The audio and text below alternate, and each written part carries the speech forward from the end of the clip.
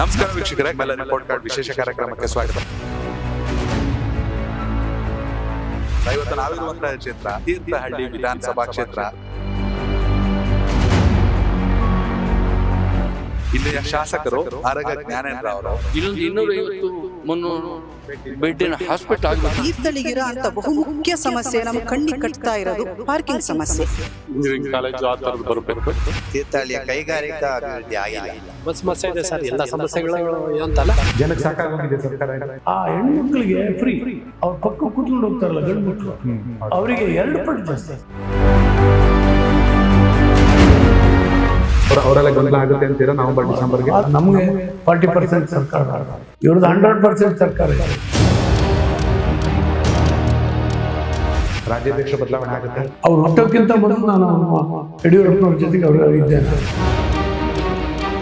BJP ವಿಚಾರಕ್ಕೆ ಬರೋದಾದ್ರೆ ಎಲ್ಲ ಸರಿ ಇದೆ ಅನ್ನಿಸ್ತಿದೆ ನಿಮ್ಮ ಅನುಭವದಲ್ಲಿ? ನನ್ನ ಮುಂದಿನ ಮೇಲೆ ಕೆಲವು ಆಗ್ಬೇಕು ಅಂತ ಹೇಳಿದ್ರೆ ಯಾವ್ದು ಆಗೋದಿಲ್ಲ. ಯಡಿಯೂರಪ್ಪನವ್ರು ಈಶ್ವರಪ್ಪ ಅವ್ರು ಮತ್ತೆ ಒಂದಾಗ್ತಿದಾರ ಅಥವಾ ಅಂತರ ಇದೆ? ನಮ್ಮ ಕಾಲ ಮೇಲೆ ನಾವು ನಿಂತು ಬರ್ಲಿಕ್ಕೆ ಆಗದಿದ್ದಾಗ ಸಹಜವಾಗಿ ಇನ್ನೊಬ್ಬರು ತಕ್ಕೆ ಹಾಕೊಂಡು ಯತ್ನಾಳ್ ಅವಶ್ಯಕತೆ ಇದೆ ಪಕ್ಷಕ್ಕೆ ಇಲ್ಲ. ಸಿದ್ಧಾಂತಕ್ಕೆ ಸಂಘಟನೆಗೆ ಬದ್ಧತೆ ಇದೆ ಇದ್ರೆ ನಾನು ಹೊರಗೆ ಬಂದ್ಬಿಟ್ಟೆ ಪಕ್ಷಕ್ಕೆ.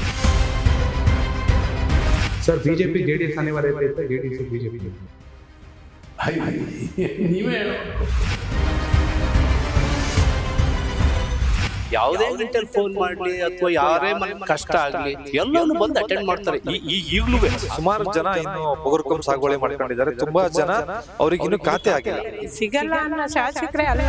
ನೀವು ಅಧಿಕಾರದಲ್ಲಿದ್ದಾಗ 3,000 ಅಧಿಕ ಕೋಟಿ ಅನುದಾನ, 2 ವರ್ಷದಲ್ಲಿ 30 ಕೋಟಿ ಯಾರು ಬಂದಿದೆ?